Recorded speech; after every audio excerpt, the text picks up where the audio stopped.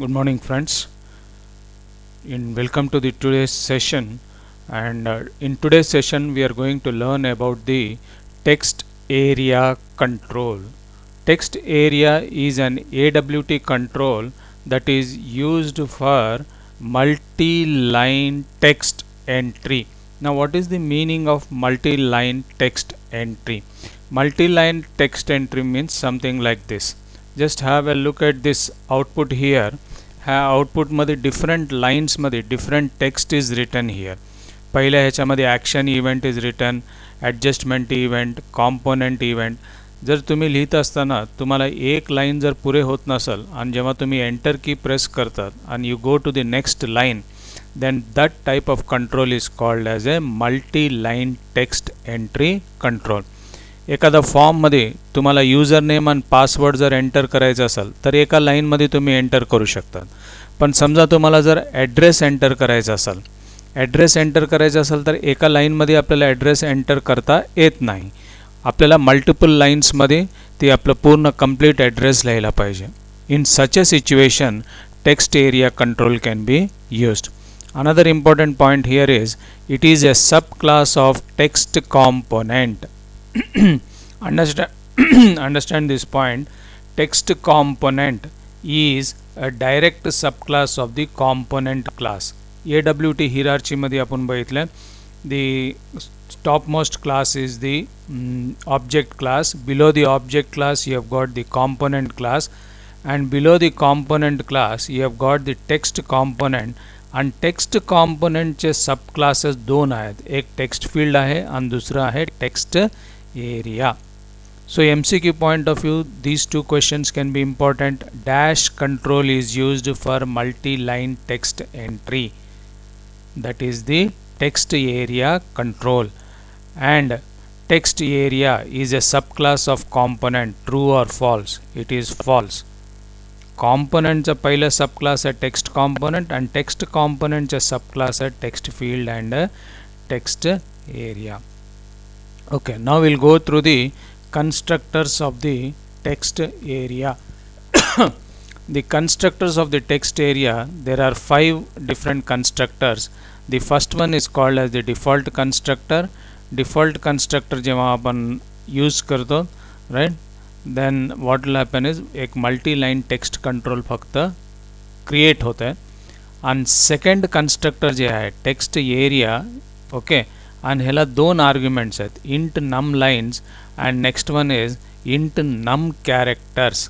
पहिला आर्ग्युमेंट आहे num lines आणि दुसरा आर्ग्युमेंट आहे num characters. Is this point clear, right? Now what is the use of these two arguments? Num lines म्हणजे त्या text कंट्रोलमध्ये, आता ही टेक्स्ट एरिया कंट्रोल आहे, ह्याच्यामध्ये तुम्हाला किती लाईन्स पाहिजेत, म्हणजे स्टार्टिंगमध्ये किती डिस्प्ले होत आहे. इथं काउंट करा, ही पहिली लाईन आहे, ही दुसरी लाईन, तिसरी लाईन, चौथी, पाचवी, सहावी आणि सातवी, असं 7 लाईन्स एट ए टाईम तुम्हाला डिस्प्ले होत आहे, नम लाईन्स. आणि नम कॅरेक्टर्स म्हणजे ह्याची विड्थ तुम्हाला किती पाहिजे. आता इथून इथपर्यंत माझा माऊस पॉइंटरला क्लिअरली तुम्ही ऑब्झर्व करा, इथून इथपर्यंत जे आहे ह्याच्यामध्ये किती कॅरेक्टर्स तुम्ही बसवणार आहे, 25 कॅरेक्टर्स ऑर समथिंग. तर ही कन्स्ट्रक्टर म्हणजे ही फॉर्म क्रिएट करत असताना एक कोड आपण दिला आहे, ह्या कोडला तुम्ही ऑब्झर्व करा, राईट. जस्ट ही दोन व्हॅल्यूज तुम्ही ऑब्झर्व करा, 7 अँड 20. 7 म्हणजे at a time some 7 characters will be, sorry 7 lines will be displayed and 20 characters that text area ची width आहे. It is point clear. First argument is num lines. At a time 7 lines display होते, 7 आणि त्याच्यानंतर 20 जे आहे eight a time त्या text area कंट्रोलमध्ये 20 character width तुम्ही डिस्प्ले करू शकता. आणि तिसरा कन्स्ट्रक्टर आहे त्याला एकच आर्ग्युमेंट आहे, स्ट्रिंग str. म्हणजे टेक्स्ट एरिया तुम्ही क्रिएट करताना तुम्ही एका स्ट्रिंगमध्ये सगळे लाईन्स तुम्ही एंटर करून तिथं डिस्प्ले करू शकतात. म्हणजे टेक्स्ट एरिया कंट्रोल पहिल्यांदा जेव्हा स्क्रीनवर डिस्प्ले होतं तर काहीतरी डिफॉल्ट टेक्स्ट जे तुम्ही इथं पास करतात ती टेक्स्ट डिस्प्ले होतं. नाव द फोर्थ कन्स्ट्रक्टर, ह्याच्यामध्ये 3 आर्ग्युमेंट्स आहेत, राईट. कन्स्ट्रक्टर्स जेव्हा आपण स्टडी करतो तर त्याच्यामध्ये आर्ग्युमेंट्स कोणते आहेत आणि ती आर्ग्युमेंट्सचं ऑर्डर काय आहे ही इम्पॉर्टंट आहे. तर पहिला आर्ग्युमेंट आहे स्ट्रिंग str, दुसरा आर्ग्युमेंट आहे int num lines आणि तिसरा आर्ग्युमेंट आहे int num characters. Okay, and the last constructor, just have a look at this last constructor here. In this constructor, the first argument is string str, the second argument is int num lines, int num characters आणि शेवटचा argument आहे scroll bars. तर ह्या text एरियाचे ही 5 constructors you should be very clear. पहिलं default constructor, दुसऱ्या याच्यामध्ये 2 आर्ग्युमेंट्स आहेत, नंबर ऑफ लाईन्स आणि त्याची विड्थ स्पेसिफाय करण्यासाठी नम कॅरेक्टर्स. तिसरं कन्स्ट्रक्टर आहे string str, fourth constructor string str, int num lines, int num char, and fifth one is string str, all the same 3 arguments, and शेवटी इथं scroll bars. The argument num line specifies the height in lines of the text area. म्हणजे ह्याची height जसं इथं मी एक्झाम्पलमध्ये दिलं आहे की 7 lines ह्याची हाईट आहे. ओके, देन द आर्ग्युमेंट नम character specifies the width of the text area in characters. आता ह्या आउटपुटमध्ये बघा ह्याची विड्थ म्हणजे इथं जे व्हाईट कलरचं एरिया जे डिस्प्ले होईल आहे त्याच्यामध्ये तुम्ही मॅक्झिमम 20 कॅरेक्टर्सपर्यंत तुम्ही डिस्प्ले करू शकता, त्याची तेवढी विड्थ असते. आणि शेवटचं पॉईंट, शेवटचं कन्स्ट्रक्टर एक्झामिनेशनमध्ये इम्पॉर्टंट आहे. The last constructor allows you to specify the scroll bars. Okay, this point is important. Text एरियाचे 5 कन्स्ट्रक्टर्स आहेत, त्याच्यापैकी फक्त 5व्या कन्स्ट्रक्टरमध्ये तुम्ही स्क्रोल बार्स स्पेसिफाय करू शकतात. आणि स्क्रोल बार स्पेसिफाय करायचे असतील तर तुम्हाला कशा प्रकारचे स्क्रोल बार स्पेसिफाय करता येतात, त्याचे कॉन्स्टंट्स आहेत. काय आहे ते? Scroll bar underscore both. ही कॉन्स्टंट जेव्हा आपण यूज करतो तर ह्याला आपण व्हर्टिकल स्क्रोल बार म्हणतो आणि ही हॉरिझॉन्टल स्क्रोल बार. आता हॉरिझॉन्टल स्क्रोल बार तुम्हाला डिस्प्ले होत नाही का, म्हणजे सगळं टेक्स्ट जे आहे व्यवस्थित तुम्हाला डिस्प्ले व्हायला आहे. बट समजा याची विड्थ जर इथं आपण असं जर समजा काही कमी जास्त वगैरे केले देन ऑटोमॅटिकली ही स्क्रोल बार ॲक्टिवेट होत आहे.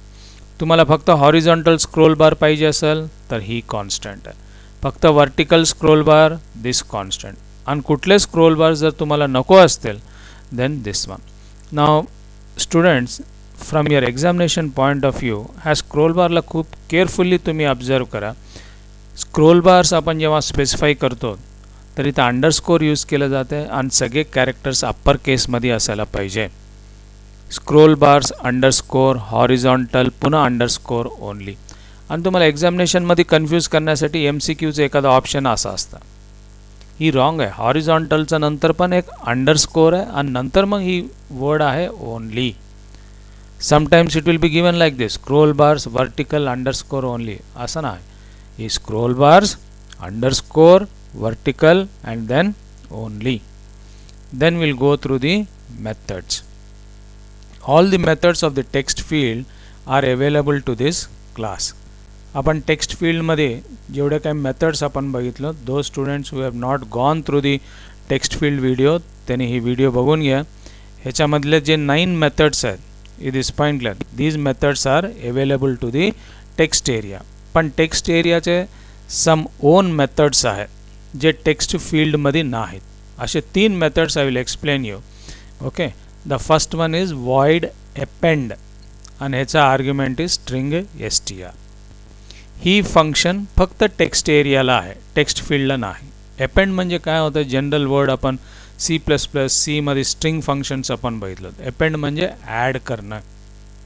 Happens the string str to the end of the current text. Append method काय करत आहे, तुम्ही जे काही स्ट्रिंग ॲड करायचं आहे एंडला जाऊन ॲड होत आहे ते.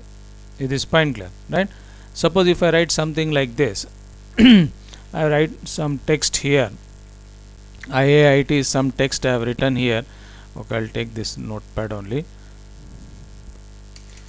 I have written one text IAIT.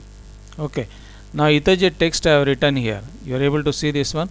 Now suppose if I want to append something, is on इथंच append होता to the end. Okay, now the next method, okay. Insert void insert ह्याला दोन आर्ग्युमेंट्स आहेत. String str int index. Okay. inserts the string str at the specified index. तुम्हाला नवीन string कोणता add करायचं आहे ती ह्या आर्ग्युमेंटमध्ये पास करायला पाहिजे आणि ती कोणत्या इंडेक्समध्ये जाऊन तुम्हाला रिप्लेस करायचं आहे किंवा कोणत्या इंडेक्समध्ये जाऊन तुम्हाला इन्सर्ट करायचं आहे ती इंडेक्स व्हॅल्यू तुम्ही स्पेसिफाय करायचा. It is point clear. आणि तिथं ऑलरेडी जे टेक्स्ट आहे that will be deleted. The last method is and all these three methods are there for only text area. They are not there for the text field.